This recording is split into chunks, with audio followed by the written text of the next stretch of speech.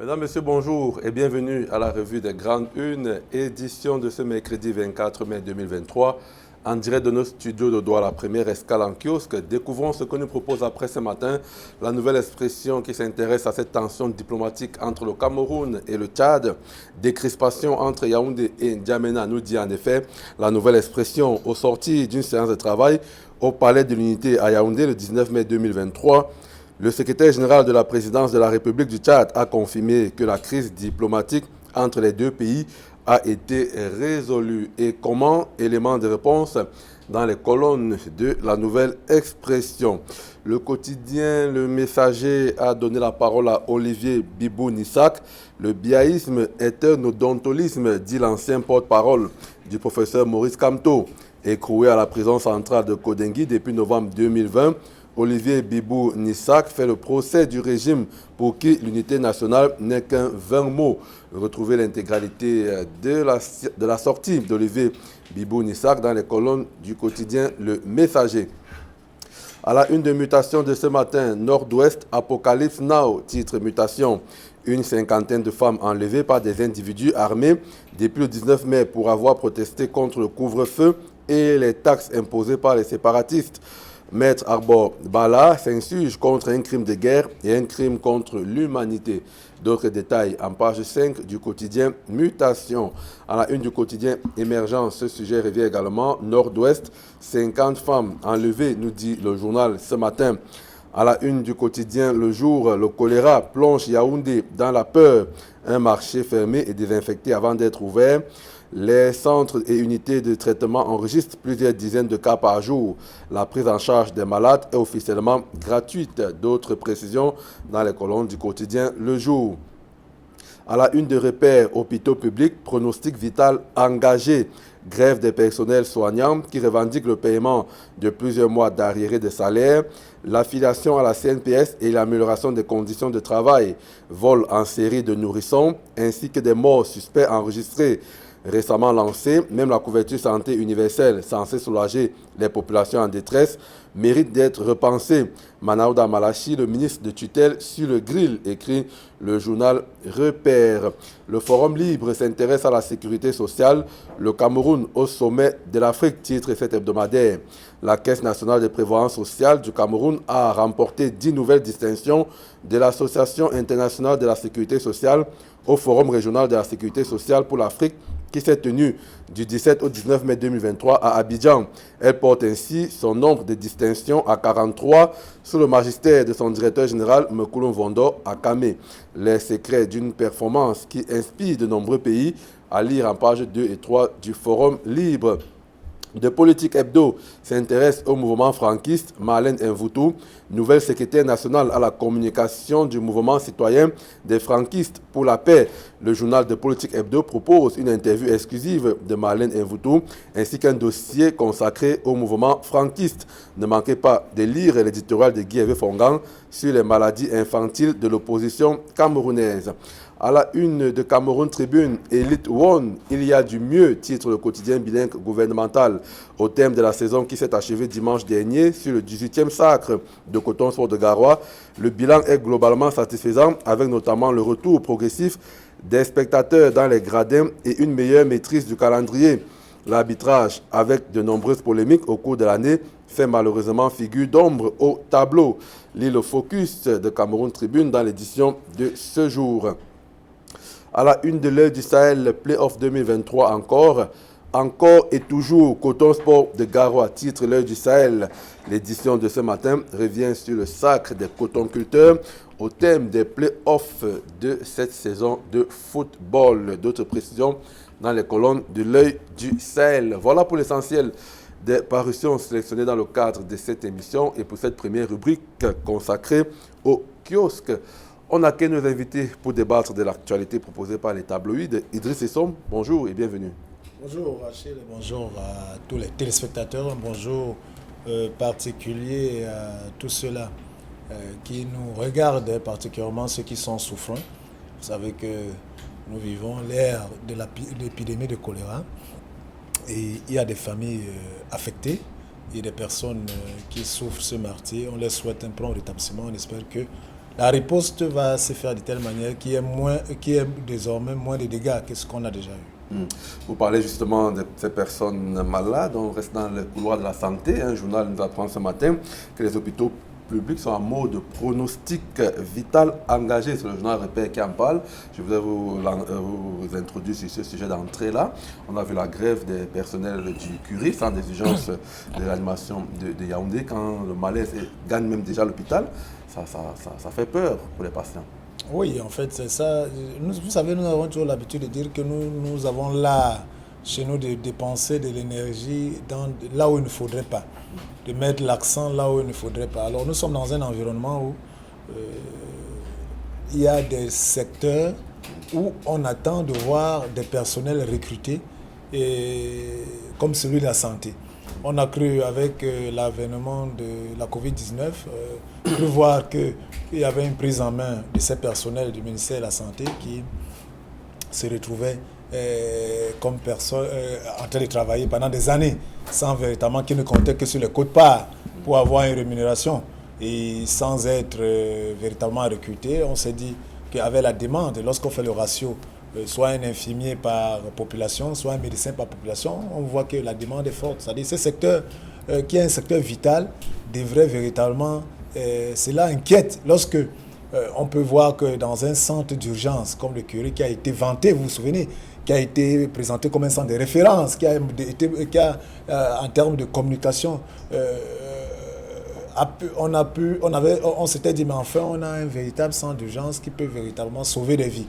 Alors, si maintenant le centre d'urgence lui-même est en urgence, pouvez vous imaginer que s'il y a un endroit où il ne faut pas aller ces jours-ci, c'est de ce côté-là. Et à ce moment-là, que fera-t-on avec ces cas d'urgence, alors que le personnel qui doit être d'astreinte dans des situations d'urgence puisse véritablement se mettre au service de la personne. Donc, je pense que c'est véritablement un problème et qu'il faille que le ministre de la Santé publique, qui est un ministre dont on reconnaît un peu la proactivité et surtout puisse voir avec les responsables du Curie quelle est la problématique et trouver une solution durable. On se pose la question de savoir, est-ce qu'on n'a pas vu venir? Est-ce qu'il n'y a pas eu des revendications qui n'ont pas reçu de réponse? Est-ce que le dialogue a véritablement existé entre les parties prenantes? Est-ce qu'il faille qu'on arrive à cette situation de grève pour que finalement leurs problèmes soient plus au sérieux? Je pense que le pronostic vital engagé, c'est très grave pour un centre d'urgence et il faut en urgence trouver une solution. La presse suit donc de près ce mouvement d'humeur engagé par le personnel du Curie et même l'ensemble des maladies dont souffrent finalement les hôpitaux au Cameroun. On va accueillir Prince Aïssine Kekam. Bonjour Prince et bienvenue. Bonjour Achille Kamga, bonjour à Idriss Lissam que je retrouve avec beaucoup de satisfaction. Bonjour aux très nombreux téléspectateurs d'Equinox Télévision, surtout ceux qui nous regardent du Grand Nord, et plus précisément à Kaélé. Et je salue la grande communauté mondaine qui est fidèle à Equinox Télévision de façon générale, qui depuis avril dernier a un nouveau président de la communauté, de l'association culturelle Moundan. Vous connaissez les Moundans, ils s'étendent non seulement du Grand Nord jusqu'au Tchad, dont le nouveau président est Anatole Maïna, qui est secrétaire général au ministère de la fonction publique, qui a, pour son mandat, pensé à regrouper ses frères, non seulement du Cameroun, mais aussi du Tchad, mais qui ont un très grand projet du côté de Kaélé, la construction d'une grande maison culturelle qui va rassembler les fils mondans et où on va souvent débattre les problèmes importants. Je voudrais sortir avec un sujet qui est très important, la santé mentale, l'impact de la santé mentale dans la société et même dans notre environnement. Vous savez, on se dit souvent, qui a été, autant pour moi, le sujet phare de la conférence scientifique organisée de l'autre côté de l'université de Tchad. Vous savez que depuis l'arrivée du professeur Tchafak Nanfosso, il a institué ce qu'on appelle les grandes conférences scientifiques pour réfléchir sur les problèmes structurels de la société. Et dont le sujet donné, organisé par la faculté de sciences dirigée par la doyenne Clotilde Maufort, était l'impact de la santé mentale dans notre société. Et de ce côté-là, je peux vous dire que celui qui est atteint d'une santé mentale n'est pas forcément le fou que vous voyez, entre guillemets, marcher nu dans la rue. Mais après des explications de ce côté-là, vous vous rendez compte que même dans les entreprises, vous avez des gens qui souffrent de santé mentale parce qu'ils reçoivent beaucoup de pression et sont pour la plupart dépressifs. Donc, c'est des pathologies que les gens doivent pouvoir comprendre et se faire assister et ne pas toujours se dire que c'est des affaires des Blancs, entre guillemets. Merci d'être avec nous, Prince Aïsingekam. Dans un autre contexte, j'aurais dit que vous venez avec la bonne nouvelle, mais le journaliste reste froid par rapport aux faits. Et dont les faits, c'est que, concernant la sécurité sociale, le Cameroun engrange des lauriers quand même au plan international. C'est votre journal qui le rapporte ce matin. De quoi s'agit-il? Le Forum Libre. Ben, écoutez, c'est au cours du grand forum mondial de la sécurité sociale qui s'est tenu récemment à Abidjan, où notre Caisse nationale de la prévoyance sociale, l'entreprise qui gère la sécurité sociale au Cameroun, s'y est rendue ou alors a été invitée, a reçu encore d'autres lauriers. Donc, ces lauriers, notamment, ces distinctions notamment de l'AIS, c'est à la suite d'une sorte d'audit, c'est-à-dire qu'on fait des audits dans les entreprises, on regarde si vous appliquez un certain nombre de bonnes pratiques, et notamment il se trouve que la CNPS, depuis pratiquement plus de 10 ans engagée, a déjà regroupé ou alors collectionné plus de une vingtaine de distinctions. Pourquoi? Parce que vous avez des distinctions qui vous ont donné parce que vous luttez contre la corruption, parce que vous avez mis un process en place pour faire un très bon recouvrement. Vous avez des distinctions qui concernent l'éthique même au sein de l'entreprise. Donc, il y a une flopée de règles que vous devez pouvoir respecter. Et ceci, c'est-à-dire que ce n'est pas le style de distinction que vous voyez souvent. Vous entendez que les entreprises sont engagées, mais dans la pratique, dans le vécu de cette entreprise, vous ne le ressentez pas. Au niveau de la CNPS, vous remarquerez que la digitalisation est au top. Et récemment encore, maintenant, on est en train d'identifier les gens, d'enrôler, de faire une sorte d'enrôlement par identification faciale, c'est-à-dire que vous n'aurez plus besoin forcément qu'on puisse mettre uniquement, je ne sais pas, votre nom, mais cette fois-ci, vous faites nos personnes âgées, naturellement. Vous faites une sorte d'enrôlement, on vous filme, on met vos empreintes, et par conséquent, vous n'aurez plus besoin de vous déplacer pour venir pour un contrôle, pour quelqu'un qu'on contrôle. Donc, c'est autant de lauriers qu'engage depuis quelques années la CNPS sous le magistère de Mokulu Mbondo Akame, son directeur général. Donc, au-delà des bénéfices qui sont avancés, qu'on connaît chaque année engagés par cette entreprise, au-delà des investissements, il y a que le Cameroun, à travers la CNPS, est la plus grande entreprise de sécurité sociale au niveau du monde. C'est entendu. Dans le reste, pour plus de détails, procurez-vous le Forum Libre disponible en kiosque ce mercredi, s'agissant de la sécurité sociale et le Cameroun qui est au sommet de l'Afrique. Poursuivons le décryptage de l'actualité cette fois-ci. Prenons la une de la Nouvelle Expression et je vais commencer avec vous, Idriss Issom. On parle de tensions diplomatiques. On a suivi tous les récents événements entre Yaoundé et N'Djamena au sujet du contrôle du pipeline entre les deux pays. Décrispation entre Yaoundé et N'Djamena. Alors après les différentes audiences accordées d'abord par le président tchadien au SDPR du Cameroun et puis au SDPR du Cameroun, SDPR du Tchad également qui était au Cameroun au sortir de ces audiences-là, finalement, les deux pays ont fumé le calumet de la paix autour de cette affaire du pétrole. Oui, c'était que le mal qu'on pourrait leur souhaiter. Il faut dire qu'ici, on va féliciter la diplomatie économique. Alors, nous sommes dans une situation où il y a eu des tensions telles que la presse l'a relevé. Il faut vous souvenir que il y a une entreprise qui est entrée dans le jeu, Savannah Energy, qui a véritablement acheté les parts de ExxonMobil. C'est ça qui était au nœud du problème. Et le Tchad qui n'a pas véritablement accepté cette situation et qui a ses ambitions logiques et voulait profiter du départ de Exxon pour pouvoir avoir la majorité absolue et tenir enfin le max du capital de la Totco, cette entreprise tchadienne. Donc il se trouve qu'aujourd'hui, avec la visite du secrétaire général de la présidence du Tchad, lorsqu'on lit la Nouvelle Expression, lorsqu'on lit le Messager et aussi les journaux ce matin, on constate qu'il y a eu justement le propos du secrétaire général qui, à la sortie de cette visite, avant de quitter le Cameroun, qui a dit que en fait les choses sont revenues dans l'ordre, c'est-à-dire qu'à la suite de la visite du secrétaire général de la présidence, mes États, Ngongo, qui était du côté de N'Djamena, c'est-à-dire c'était un peu, je pense qu'il est parti à N'Djamena avec des éléments de décrispation.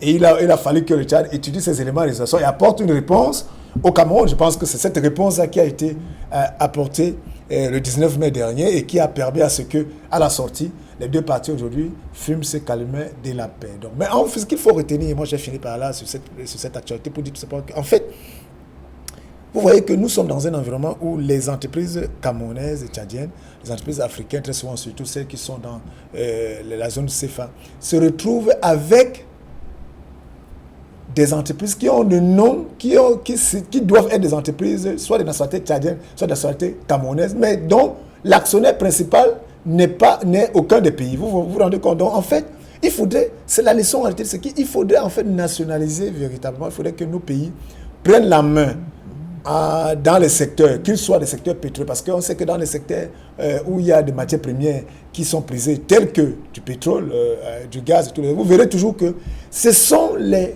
multinationales qui viennent toujours prendre la grande part du marché. Et en tout temps, les gens viennent s'enrichir sur notre dos, et nous sommes là, nous passons le temps à nous batailler pour des miettes. Alors, la leçon, c'est quoi? C'est que désormais, travaillons à ce que lorsque nous mettons en place un mécanisme, soit de financement, soit de mise en service, soit de commercialisation de nos produits, véritablement qu'on va appeler de nos matières premières, il faudrait que nous nous arrangeons à avoir le maximum de capital dans ces affaires. Et de telle manière que même si au départ, nous ne l'avons pas, mais que le montage financier soit fait de telle manière qu'à ce moment, on n'ait pas besoin des micmacs et les autres micmacs pour pouvoir récupérer ce qui nous revient. Et en plus, la question de se poser de savoir, est-ce que Exxon qui s'en va, le Tchad et le Cameroun qui se battaient aujourd'hui, est-ce qu'il y a véritablement encore à gagner dans cette affaire? Est-ce que c'est une bataille pour rien? Est-ce que s'il y avait à gagner, cette multinationale serait-elle partie? Ce sont des questions auxquelles il faut se poser. Donc, moi, je dis que désormais, il faudrait s'arranger à faire des montages financiers pour que les pays aient la main sur les business. Prince Hassine Gekam, alors c'est un dossier dans le fond qui est compliqué, c'est quand même assez technique, les spécialistes devront le comprendre, mais on reste quand même sur ce volet diplomatie, tension diplomatique entre les deux pays. Donc on peut se réjouir de ce que, quand même dans la sous-région, ces deux États frères et amis, comme on dit souvent, aient fumé le calumet de la paix autour de ce gros business, on va le dire comme ça, qu'est le pétrole. Il y a des concessions qui ont été faites. Je voudrais prendre par le bout de la chute de discussion pour dire que oui, quels que soient les tests que vous allez faire, en matière d'affaires, les gens, vous savez, généralement, les gens n'ont aucune éthique et ne jouent qu'en fonction de leurs intérêts. Oui, la situation est simple, c'est-à-dire que le Tchad, dans cette affaire, a estimé, vraiment de façon simple, a estimé que si Exxon est parti, l'affaire est quand même logée en majorité chez elle et que forcément, c'est elle qui devrait prendre des actions, acheter les actions vendues par Exxon, mais que à côté, le Cameroun avant a fait des démarches pour l'avoir. Et il faut noter que depuis pratiquement 2014, le Cameroun faisait des démarches pour augmenter son capital au sein de ce conglomérat. Donc du coup, lorsqu'elle a eu l'occasion, elle a saisi le bon et elle a fait. Et directement, le Tchad... Djamena a cru que le Cameroun voulait le doubler. Oui, non, Djamena a constaté, au-delà des discussions qui se faisaient sous cap, et même des démarches qui ont été faites par la partie camerounaise pour obtenir ces actifs-là, refusés par le Tchad, Djamena a dû constater bien après que le Cameroun l'a doublé. Et donc, du coup, le président tchadien ne s'est pas fait prier pour manifester exactement son courroux et rappeler son ambassadeur, qui est un signe important. Et par conséquent, le président Biya, je ne dirais pas qu'il a appuyé les Chines, mais il a appelé son jeune frère pour dire non, on ne va pas se quereller sur moins que rien, parce qu'au-delà des intérêts que nous avons avec le Tchad, cette affaire n'en valait pas forcément la peine. Et donc, par conséquent, légaliste qu'il est, le président, dans les coulisses, a demandé au Tchad de se référer sur le plan technique à la commission de la CEMAC pour qu'elle puisse encadrer, qu'on évite d'entrer non seulement dans les guerres, mais aussi qu'on puisse empiéter les intérêts des uns et des autres. Et donc la commission de concurrence au niveau de la CEMAC a donné son OK a mis un canevas que le Tchad doit pouvoir respecter. Ce que nous attendons maintenant, c'est que le Tchad respecte ses engagements parce qu'on lui a concédé ce qu'elle a demandé, qu'elle respecte ses engagements pour éviter une autre crispation entre les États. Mais ce qu'il faut relever ici, c'est que lorsque je ne dirais pas vos droits, vous estimez que vos droits sont piétinés, il faut pouvoir la revendiquer. Et c'est ce que le Tchad a fait. Voilà, on va le dire, tout est bien qui finit bien donc, entre les deux pays au sujet donc, de ces gestions du pipeline Tchad-Cameroun. Les concessions à l'origine de la décrispation entre le Cameroun et le Tchad à retrouver dans les colonnes de la Nouvelle Expression. Un autre sujet d'actualité proposé par le messager de ce jour, alors Olivier Bibounissa, qui est écroué à la prison centrale de Kodengui. Vous savez, c'est l'ancien porte-parole du professeur Maurice Kamto du MRC, qui a donc publié une tribune libre dans le messager. Biaïsme est un odontolisme. On est dans la mouvance de la fête de l'unité Idriss Lissom. Bibounissa qui met quand même des doutes, qui met des réserves sur cette unité nationale-là. Il convoque notamment un certain nombre d'éléments, des faits, des Camerounais qui véritablement se vouent à travers des discours de haine, se vouent aux hégémonies, à la guerre d'Al-Nozo, etc. Oui, en fait, moi je pense que l'élément fort, lorsqu'on lit le journal Messager ce matin, dans cette tribune libre de Bibou Nissak, l'ancien porte-parole du professeur Maurice Kamto, le candidat à l'élection présidentielle de 2018, c'est tout simplement qu'il nous invite, nous les lecteurs de cette édition et même les téléspectateurs, ceux qui nous regardent, les Camerounais que nous sommes, à nous poser la question comment nous célébrons la fête nationale. C'est-à-dire qu'au-delà de la parade, au-delà de magnifier l'armée, on a peut-être dans Armée-Nation, au-delà de la symbiose qui était voulue par rapport à la thématique de cette année, au-delà des mots, au-delà des discours, au-delà des images. En termes de communication, vous savez qu'en termes de communication, on prend toujours ce qui est bien et très souvent on masque et on cache ce qui est mauvais. Alors, il dit qu'il faut véritablement poser l'essentiel. Est-ce que dans un environnement où les gens peuvent mourir à l'hôpital parce qu'ils n'arrivent pas à se soigner, est-ce qu'ils sont véritablement dans cette unité nationale, dans cet environnement où il y en a qui n'arrivent pas à bénéficier, c'est-à-dire de l'équilibre, du fonctionnement du pays en termes de partage. D'autres disent aujourd'hui le manger ensemble. C'est-à-dire qu'en fait, c'est ce qu'on peut retenir dans cette... Donc, il attire l'attention et il dit, il y a encore, en termes de construction de l'unité nationale, aujourd'hui, les faits tels que vous les avez relevés, tels qu'il a dit, le nozo, les problèmes liés au tribalisme, qui pour lui est même une action de plusieurs dirigeants, c'est-à-dire qu'il utilise comme un levier pour pouvoir soit continuer à marcher sur les autres, soit pouvoir continuer à véritablement imposer leur hégémonie. À ce moment-là, l'unité nationale qui devient un mot, tout simplement un groupe de mots, devient tout simplement un groupe de mots et non une réalité. Donc, en fait, d'ailleurs 20 mots. Voilà. Donc moi je pense que c'est là ce que Bibou Nissak fait.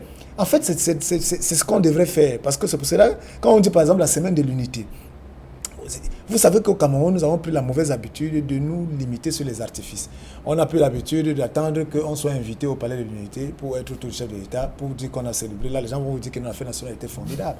On a pris l'habitude de négocier même les invitations pour aller au boulevard du 20 mai, s'asseoir à la tribune, on va dire que la fête était... Mais on ne prend pas la peine, parce qu'on a dit la semaine de l'unité, donc une semaine pour nous questionner nous-mêmes, qu'est-ce que moi je fais pour l'unité nationale, moi personnellement en tant que citoyen. Parce qu'il faut que... Ce n'est pas le défilé motorisé de l'armée, c'est pas nos forces de défense avec toute leur armada, avec toute leur vaillance et magnifier leur honneur et leur fidélité. On est d'accord? Mais nous autres, que faisons-nous? Moi qui suis un responsable, un dirigeant, un ministre, un directeur d'administration, qu'est-ce que je fais pour magnifier l'unité nationale? En fait, c'est le discours et la tribune libre de Bibou Nissak invite ceux-là qui ont des parcelles de pouvoir à pouvoir véritablement se poser cette question au-delà de se limiter sur la parade. En fait, c'est ce que je retiens de cette tribune libre. Alors, Prince Assingé Kam, Olivier Bibou Nissak, qui dit qu'on ne décrète pas l'unité nationale, on doit la vivre dans les faits. Il prend un exemple qui m'a un peu fait sourire quand je lisais sa tribune libre. Il prend l'exemple d'un homme qui marche dans la rue, qui rencontre une femme et qui dit à partir d'aujourd'hui, tu es ma femme, sans être passé par les préliminaires, la drague, la séduction, etc. Oui, mais quel contenu on devait mettre dans l'unité nationale? Quel préalable? Préalable, je pense que globalement, la tribune d'Olivier Bibou Nissak voudrait interpeller tous les Camerounais pour leur dire, écoutez, oui, c'est bien de fêter, mais est-ce que est-ce qu'on doit pouvoir fêter alors que nous avons des réels problèmes? Est-ce que le sujet pour lequel on fête, est-ce qu'on a rempli toutes les conditions pour faire la fête? Voilà globalement l'idée de cette tribune. Mais ce qu'il faut noter, ce qu'il dit, parlant du biaïsme, c'est-à-dire que c'est comme si les gens programment, décrètent, c'est-à-dire que magnifient une personne, sont fiers des actions de cette personne, alors que faisant le bilan, on n'y retrouve pas grand-chose. Au-delà des problèmes que nous vivons. Parce que c'est aussi la gouvernance BIA qui est en question. Exactement. On peut citer notamment le NOZO, la pauvreté, même dans les scandales financiers, l'insécurité, qui jadis était un trophée pour la gouvernance du président Biya, qui s'est totalement dénaturé avec le début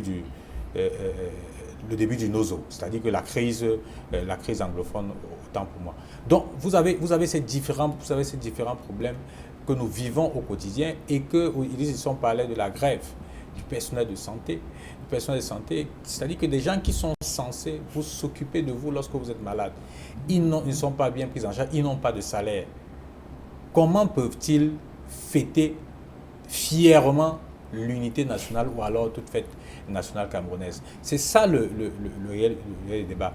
Vous avez à côté de ça des gens, excusez-moi la discussion, des gens qui vont jusqu'à estimer que le président de la République devrait encore se représenter. Vous avez vu l'appel de Mokolo, vous avez vu celui de Banganté qui demande même l'anticipation de l'élection présidentielle. Vous avez, je dirais pas l'appel de Mokolo, l'appel de Manaouda Malachi. Qui invite ses frères et sœurs à soutenir encore une autre candidature pour le président Biya. Alors que, dans les faits, nous avons de réels problèmes à résoudre. Est-ce que le président Biya, et la question c'est, est-ce que le président Biya est à même encore de continuer ou alors à encore toutes les forces de régler les problèmes que nous vivons, parce que les problèmes s'amoncellent. Je parlais de l'insécurité qui est devenue grandissante, même dans nos quartiers et dans nos différentes villes.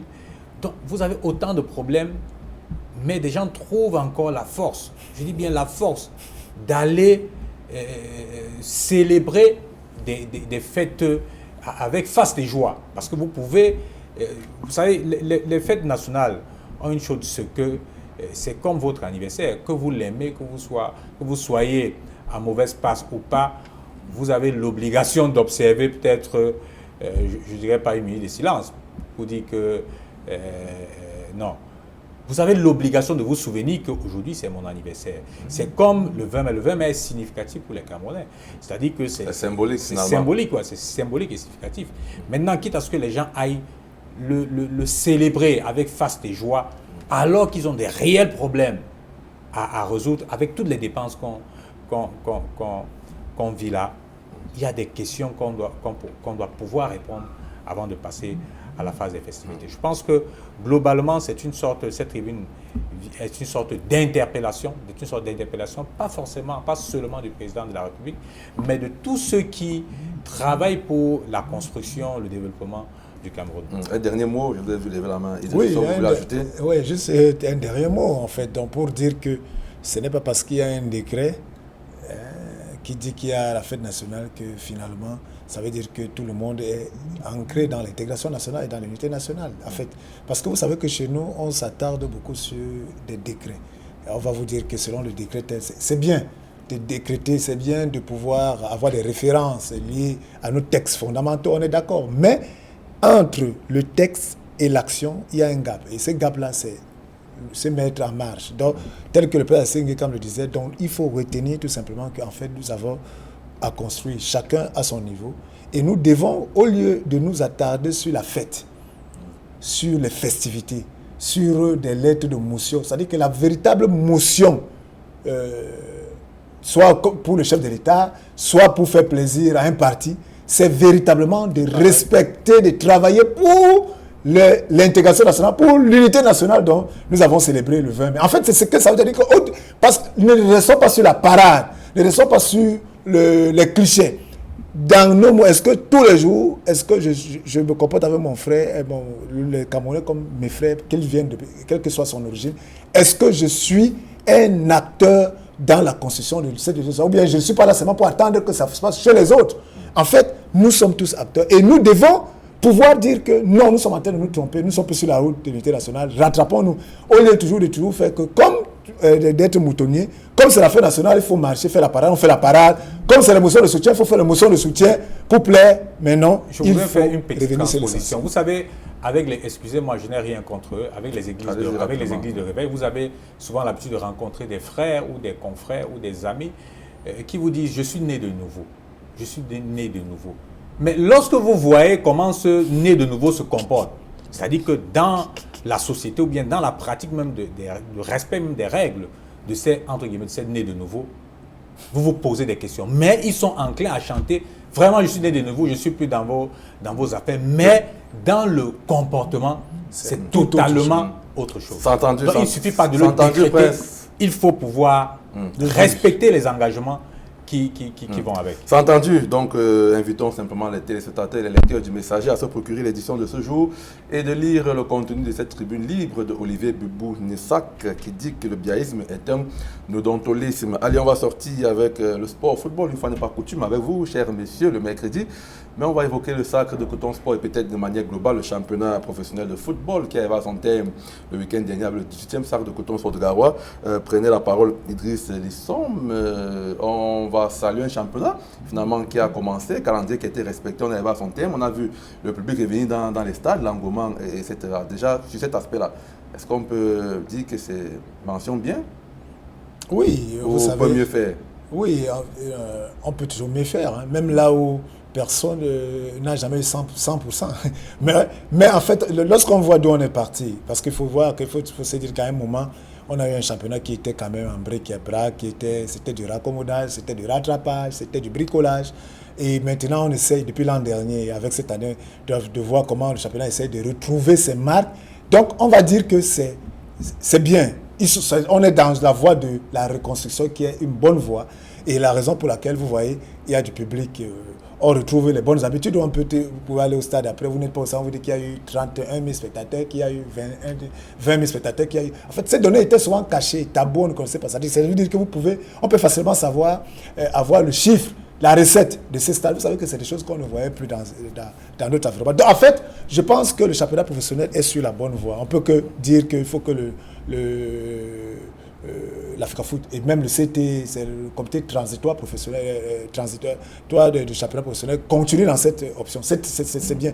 Mais maintenant, ce qui est bien dans l'organisation, on veut rapidement que cela soit bien, je vais finir par là, dans l'organisation même des corps. Parce que c'est bien, on a tous été dépassés à la limite, même outrés et même véritablement dessus par l'organisation globale. Aujourd'hui, l'organisation globale commence à retrouver l'orthodoxie.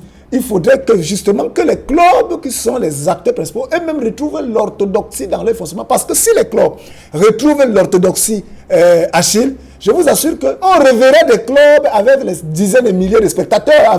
Parce qu'en fait, c'est les clubs qui font la force. C'est avec les spectateurs. C'est-à-dire que, imaginez-vous, on voyait, moi j'étais tout jeune dans les années 80, quand on voyait les Canons Union ou bien les Union Dynamo, mais le stade, on faisait les nocturnes, on fait comme si les nocturnes, ça a commencé aujourd'hui. Mais non, mais on l'a vécu étant dans les années 80. Donc, le stade était plein à craquer. Donc, il faudrait, à ce moment-là, les clubs étaient, on voyait de vrais membres de clubs qui payaient leurs cotisations, qui étaient dans les congrès, qui soutenaient, qui accompagnaient les équipes.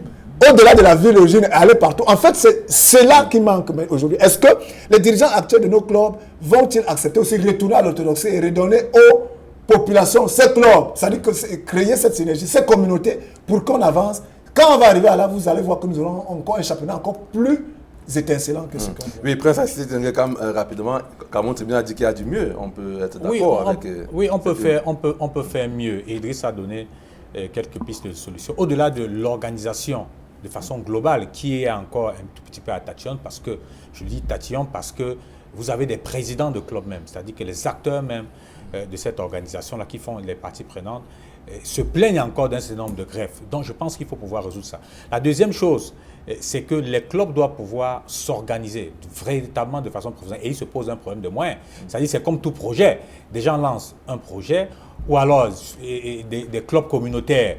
On est enclin à dire non, le président, on ne le veut pas, mais on ne paye pas sa carte. On ne contribue pas pour l'éclosion du club. À l'époque, vous verrez des clubs comme dans les assemblées générales, on cotisait facilement 300, 400, 500 millions de francs. C'est pas. Le président n'était pas le tout-puissant. Il pouvait apporter pratiquement dans les 20%, mais les communautés, les supporters et les réels supporters contribuaient véritablement non seulement à soutenir le club, mais à le structurer. Donc il faudrait que surtout les clubs communautaires, ils ont un véritable problème. C'est facile de jeter la pierre sur des gens qui ont le courage, je dis bien le courage, de faire le don de soi, de mettre de leur argent, et que des gens viennent les insulter alors qu'ils n'y ont pas mis un sou. Je pense que dans les communautés, les gens doivent pouvoir mettre la main à la pâte pour la construction et l'éclosion de l'école. Et ce n'est pas une surprise vous allez terminer, pour sortir avec Coton Sport. Vous allez dire un mot sur Coton Sport, justement. Voilà. 18 titres, 3 d'affilée. Est-ce que ce n'est pas l'arbre qui cache la forêt? Pourquoi toujours Coton Sport? Non, Coton Sport parce que le club est structuré, parce que le club a des moyens. Heureusement pour eux, vous savez qu'ils sont soutenus par une entreprise parapublique qui est la société, qui est la Sodecoton, qui met beaucoup de moyens là à l'intérieur. Donc c'est un club qui a beaucoup de moyens, qui est structuré, qui paye bien ses joueurs. Et le résultat est là.